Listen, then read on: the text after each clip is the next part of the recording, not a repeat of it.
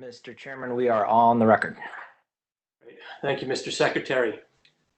Good afternoon. This is a trial type hearing noticed on April 22nd, 2020 in case numbers 9056 and 9064 regarding the recent April 2020 competitive solicitation for default service for customers taking standard offer service. We'll begin today by taking appearances, starting with counsel for the commission staff. Good afternoon, Mr. Chairman, Commissioners. Lloyd Spivak for the Commission staff.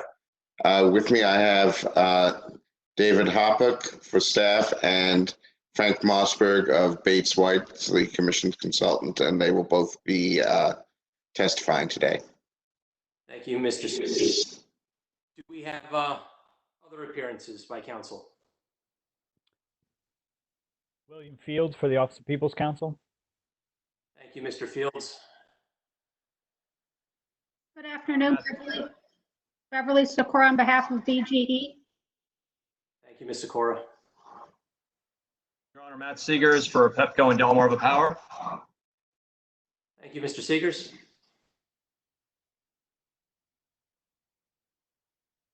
Sounds like that's it. We'll begin with Mr. Spivak.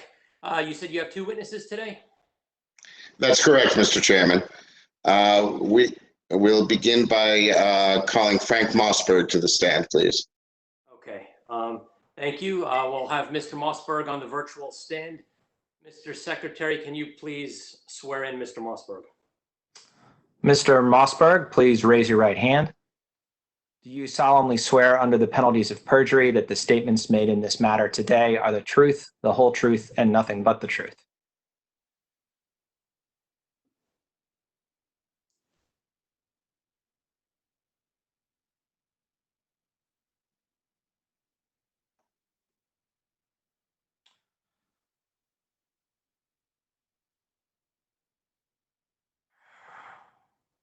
Mr. Mossberg, you hear the secretary? I said I do, and that's it. I'm happy to continue. If you're ready, I was waiting for any other questions. Okay. Right. Okay. We didn't hear you. You may proceed with your examination, Mr. Spivak. Okay. Thank you, Mr. Chairman. If I can interject, if you don't mind, Mr. Mossberg, stating your full name. Sure. My name is Frank Mossberg, and I am a principal at Bates White. And if you could spell your name and give your business address. Sure. The FRANKMOSSBURG, and my business address is at 2001 K Street, Suite 500, Washington, D.C. 20006. Sorry. All right. Before I go on to do the direct examination of Mr. Mossberg, I would like to note that his testimony was filed in the docket, e-filed in the dockets of case numbers 9056 and 9064, along with staff's report on this week's bidding. That together they are mail log number 230030. Thank you, Mr. Spivak. Just a reminder before we get started that there should be no discussion today of any non-public information or commercially sensitive bidder-specific information in the testimony today. That's correct, Mr. Chairman. There is in fact no confidential information included in either the testimony or the staff report, and I don't believe the witnesses will be raising any confidential issues.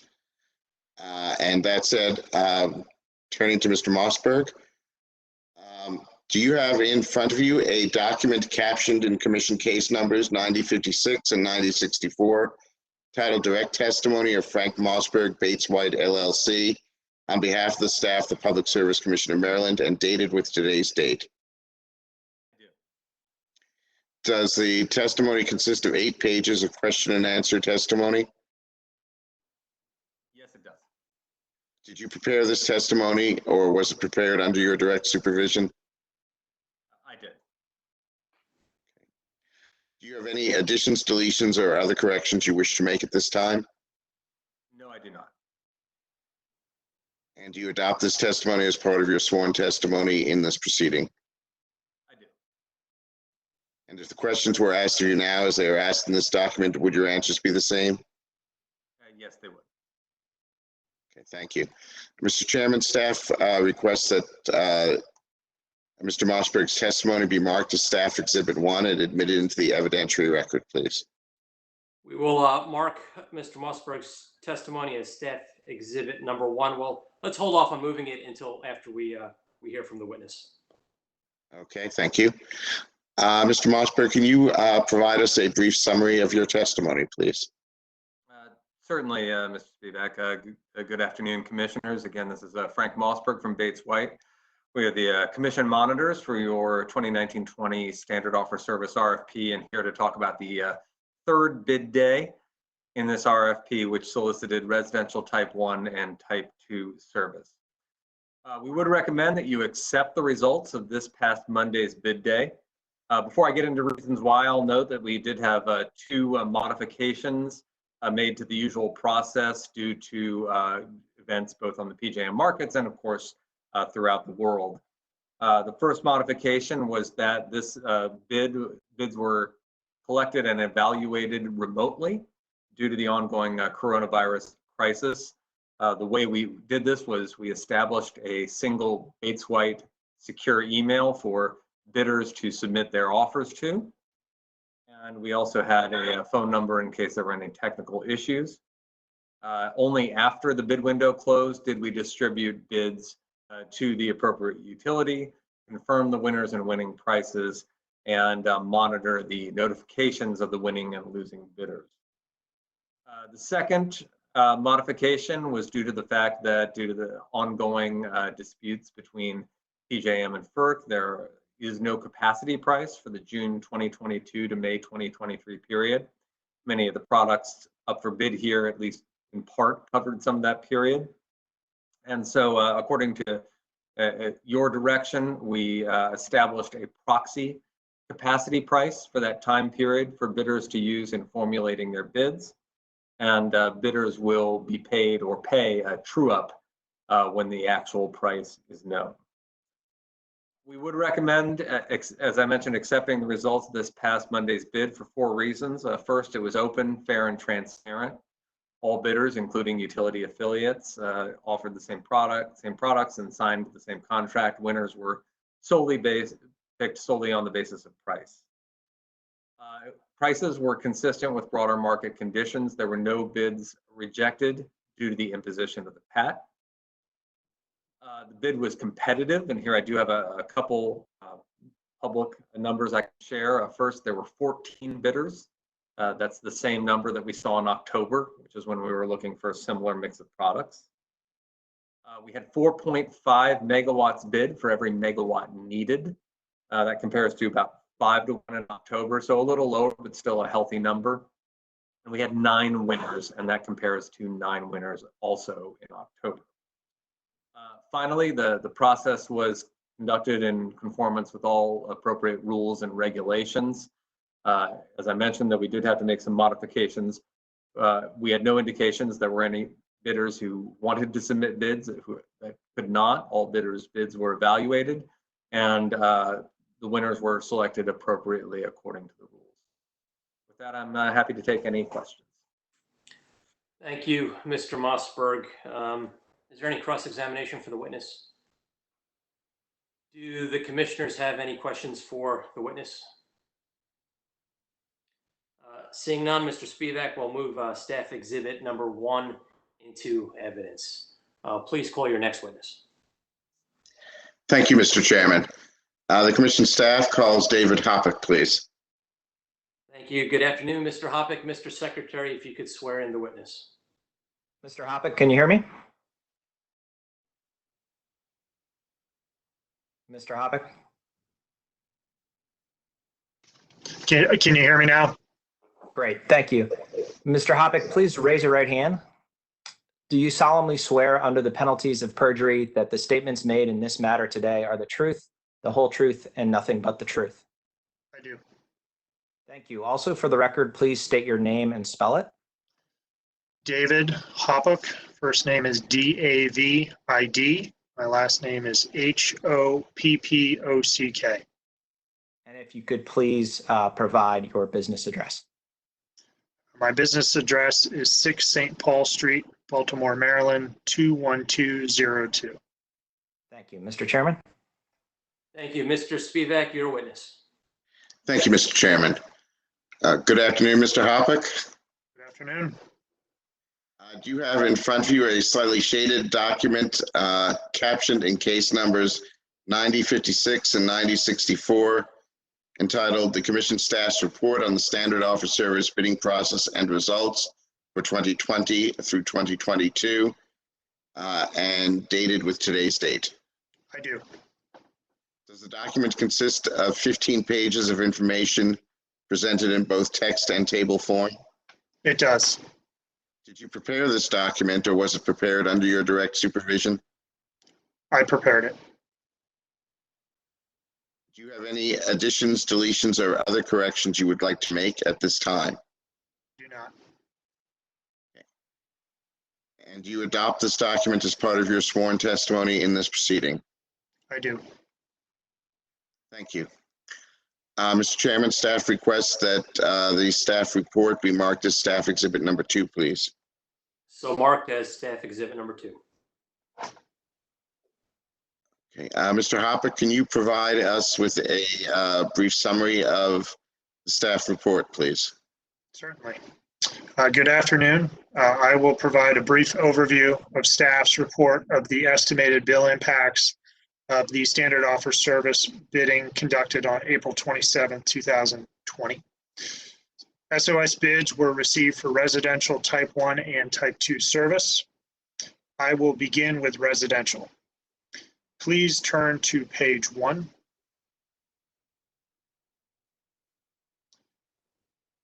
The bill impact estimates compare average estimated bills from June 2019 to May 2020 to June 2020 to May 2021.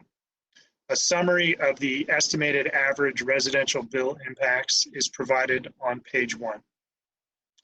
I will now turn to the individual utilities. Please turn to page 3 for Potomac Edison. Additionally, please note that Potomac Edison bids 1 year in advance of other utilities for residential and type 1 service. Thus, the estimated average bill impact compares June 2020 to May 2021 to June 2021 to May 2022.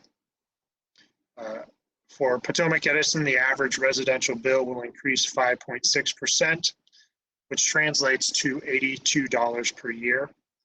The SOS portion of the bill is increasing 10.8%. Please turn to page 4 for Potomac Electric Power Company, or PEPCO.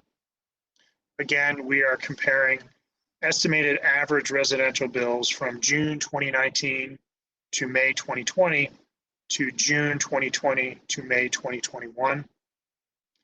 For PEPCO, average residential bills are decreasing 2%, which translates to $34 a year. The SOS portion of the bill is decreasing 4.3%. Please turn to page 5 for Delmarva Power and Light. Average residential bills for Delmarva are increasing 4.6%, which translates to $75 per year. The SOS portion of the bill is increasing 10.3%.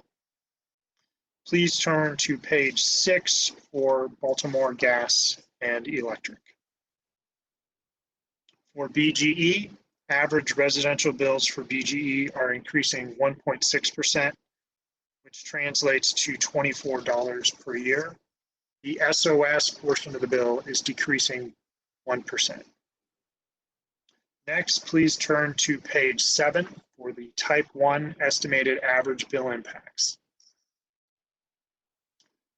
This shows PEPCO with a minor decrease and increases for Delmarva and BGE.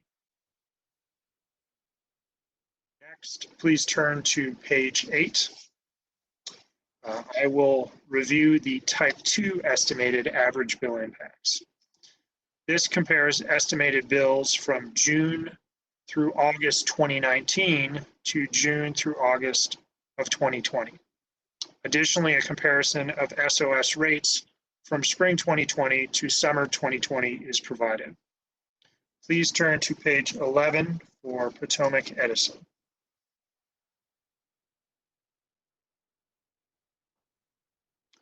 Potomac Edison average bills for type 2 for summer 2020 declined 4 to 5% from summer 2019. SOS rates are decreasing 11% from summer 2020 from spring 2020, excuse me, to summer 2020. Please turn to page 12 for BGE.